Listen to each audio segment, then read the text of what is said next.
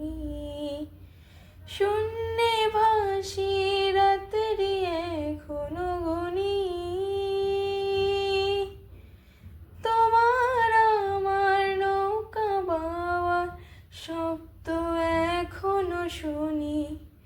তাই মুখ লুকিয়ে ঠোঁট ফুলিয়ে বসন্তের এই স্মৃতিচারণ প্রেমে পড়া বারণ কারণে